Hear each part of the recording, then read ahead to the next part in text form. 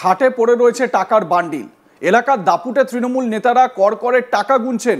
লাখ লাখ টাকার বিনিময়ে সরকারি চাকরি দেওয়ার ফাঁদ পেতেছিল তৃণমূলের পঞ্চায়েত প্রধান ঘনিষ্ঠ ও তার ভাই। দীর্ঘদিন ধরে তাদের এই প্রতারণার ফাঁদ চলছিল। এই চক্রের সঙ্গে আরো অনেক বড় চক্র, বড় বড় রাঘব বোয়ালরা যুক্ত থাকতে পারে। অভিযোগ দায়ের হতেই এলাকা ছাড়া প্রধান। তবে বলে রাখা ভালো, এই ভিডিওর সত্যতা আজ তাক বাংলা যাচাই করেনি। ভিডিওটা কি?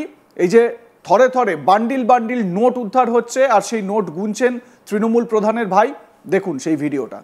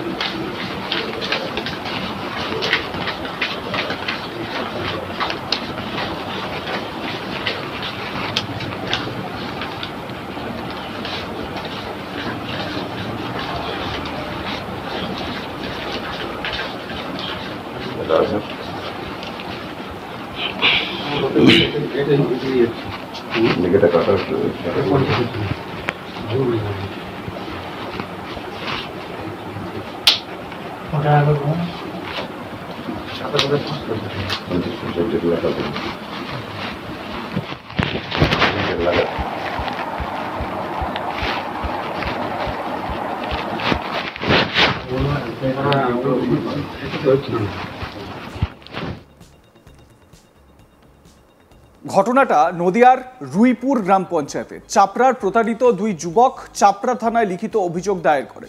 পুলিশ রুইপুর গ্রাম পঞ্চায়েতে তৃণমূল কংগ্রেসের প্রধানের ভাই ও ঘনিষ্ঠ তারক বিশ্বাস ও বিদেশ বিশ্বাস নামে দুজনকে গ্রেপ্তার করে আদালতে পাঠায়। অভিযোগ, শাসক দলের প্রধানের প্রভাব খাটিয়ে তার ঘনিষ্ঠরা শিক্ষিত যুবকদের বন দপ্তরে চাকরি দেওয়ার নাম করে লক্ষ লক্ষ টাকা প্রতারণার অভিযোগ করেছে। পুলিশি তদন্তে উঠে এসেছে এমনই একাধিক ঘটনা। প্রথমে টাকা দিয়ে তাদেরকে জেলার অন্য প্রান্তে নিয়ে গিয়ে ট্রেনিং করানো হতো, তারপর চাকরিতে জয়েন করানোর অছিলায় বিভিন্ন রকম নাটক করে প্রতারণা করে টাকা লুট করত।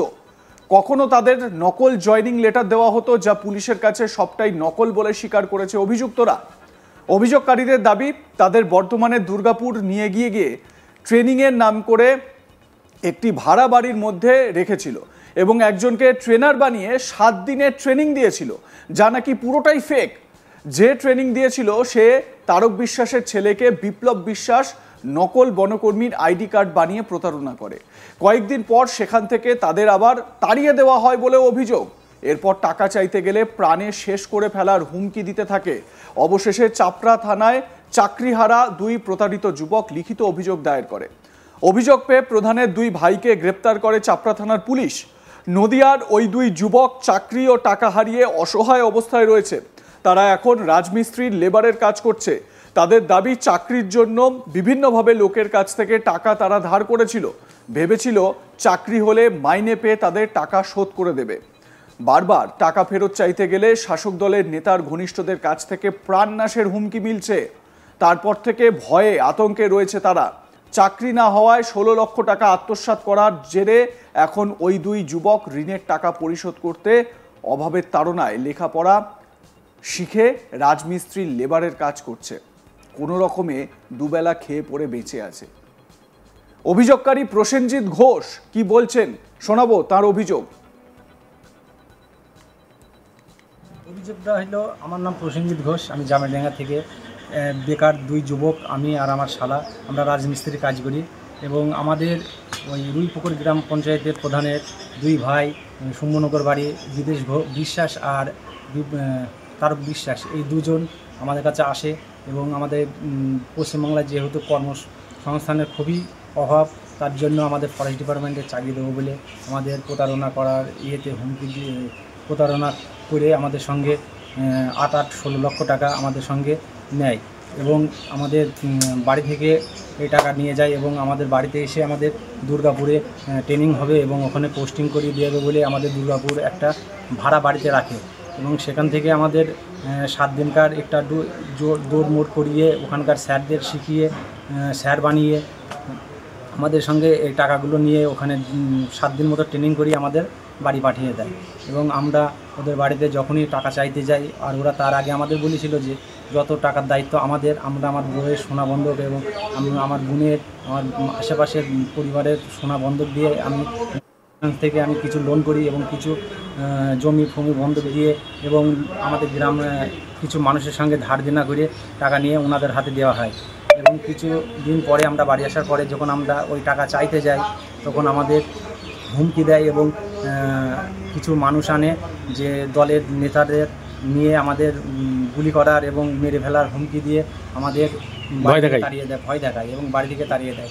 এইরকম করার পরে আমাদের যারা এসেছিল তারা কি শাসক দলের নেতা? সকলে অবশ্যই শাসক দলের নেতা, তা না হলে তারা কীভাবে আমাদের রুইপুকুর গ্রাম পঞ্চায়েতের প্রধান তো তৃণমূলের, সেটা তৃণমূলেরই হতে পারে, আমি জানি না সঠিক, এটা হতে পারে। আচ্ছা, তৃণমূলের প্রধান।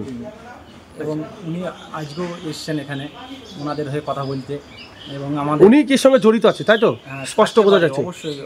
অবশ্যই থাকতে পারে, কেননা এখানে আসার কারণ কী তাহলে? ওনার এখানে অবশ্যই ওনার সঙ্গে জড়িত আছে বলেই তো উনি এসছেন এখানে।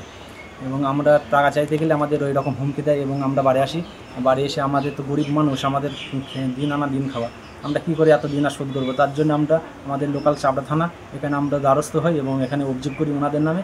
ওনাদের বিদেশ বিশ্বাস এবং তারক বিশ্বাসকে দুজনাকে কালকে রাতে গ্রেপ্তার করেছে এবং আমরা আমাদের থানায় আমাদের স্যার ডেকেছেন, আমরা এখানে এসেছি। স্বাভাবিকভাবে এই ঘটনায় রাজ্যের শাসক দলকে বেনজির আক্রমণ করেছে বিজেপি নেতা সন্দীপ মজুমদার কি বলছেন শুনুন। দেখুন, এটা পশ্চিমবাংলার আজকে সংস্কৃতি হয়ে দাঁড়িয়েছে। তৃণমূল কংগ্রেসের বড় বড় নেতারা যখন চাকরি বিক্রি করে লক্ষ লক্ষ কোটি টাকা কামিয়েছে, সেই দেখে আজকে রাজ্যের বিভিন্ন মানুষ অর্থাৎ তৃণমূল কংগ্রেসের সঙ্গী সাথী যারা আছে তারাও আজকে মমতা ব্যানার্জির এবং তৃণমূল কংগ্রেসের নেতাদের অনুপ্রেরণায় অনুপ্রাণিত হয়ে আজকে বেকার যুবক যুবতীদের কাছ থেকে চাকরি দেওয়ার নাম করে 16 লক্ষ টাকা তুলেছে। এটা একটা বড় অপরাধ। এর সাথে এর পেছনে আরও বড় বড় তৃণমূল কংগ্রেসের মাথা রয়েছে, কারণ পশ্চিমবাংলায় যত দুর্নীতি হচ্ছে সেই দুর্নীতির মাথায় কালীঘাট রয়েছে এবং কালীঘাটের সাথে সাথে আরও কিছু মাথারা রয়েছে। এই টাকাটা আজকে সেই মাথাদের মাধ্যমে কালীঘাটে পৌঁছচ্ছে, যার জন্যে পুলিশ প্রশাসন আজকে নীরব দর্শক। এদের বিরুদ্ধে অভিযোগ করছে সাধারণ মানুষ, ওই অভিযোগই থাকবে, কারণ পুলিশ কোনো ব্যবস্থা নেবে না, কারণ কান টানলে মাথা আসবে, তৃণমূল নেতারা এর মধ্যে চলে আসবে। সেই জন্য পুলিশ আজকে নীরব দর্শক। এটা তৃণমূল কংগ্রেসের সংস্কৃতি, এটাই আজকে পশ্চিমবাংলার ভবিতব্য। যত তাড়াতাড়ি এই সরকার পশ্চিমবাংলা থেকে বিদায় নেবে তত তাড়াতাড়ি পশ্চিমবাংলার ভালো হবে, এটা আমরা দাবি করে বলতে পারি। দেখুন, আমি তো প্রথমেই বললাম যে এটা তৃণমূল কংগ্রেসের ছত্রছায়া ছাড়া আজকে গাছের পাতা পড়ে না। মমতা ব্যানার্জি বলেছে মমতা ব্যানার্জির অনুপ্রেরণা ছাড়া পশুর বাচ্চা হয় না, গাছের পাতা পড়ে না গাছ থেকে। তো টোটালটাই আজকে তৃণমূল কংগ্রেসের অনুপ্রেরণায় হচ্ছে। যদিও এই বিষয়ে তৃণমূল প্রধানের প্রতিক্রিয়া জানতে গেলে তিনি কিছুই বলতে চাননি। আপনাদের মতামত কি এ বিষয়ে জানাতে ভুলবেন না। দেখতে থাকুন আজ তাক বাংলা, সাবস্ক্রাইব করুন আমাদের ইউটিউব চ্যানেলটি।